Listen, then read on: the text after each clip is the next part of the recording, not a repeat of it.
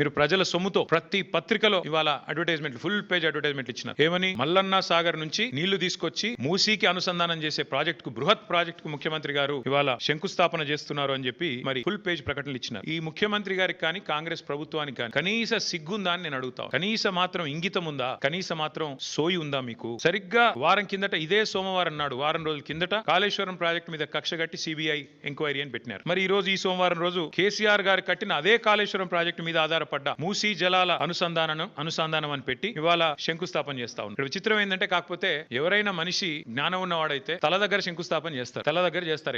ఎక్కడైతే నీళ్లు ఉన్నాయో, ఎక్కడి నుంచి అయితే నీళ్లు తేవాలనుకుంటున్నారో అక్కడ శంకుస్థాపన చేస్తారు. కేవలం తలా తోక లేని వాళ్ళే తోక దగ్గర చేస్తారు. ఎందుకంటే బాధ ఏముంది ఈయనకి? మల్లన్న సాగర్ దగ్గర పోయి శంకుస్థాపన చేస్తే ఏం చెప్పాలా? ఎదురుగా కళ్ళు దొబ్బినాయా నీకు? కనబడతలేవా? అవి కాళేశ్వరం నీళ్లు కాదా అని ప్రజలు అడుగుతారు, రైతులు అడుగుతారు. ఇవి కాళేశ్వరంలో వచ్చిన నీళ్లు కావా అని సోయినవాడు ఎవడైనా అడుగుతాడు, మీడియా అడుగుతుంది, అందరూ అడుగుతారు. సమాధానం చెప్పలేరు.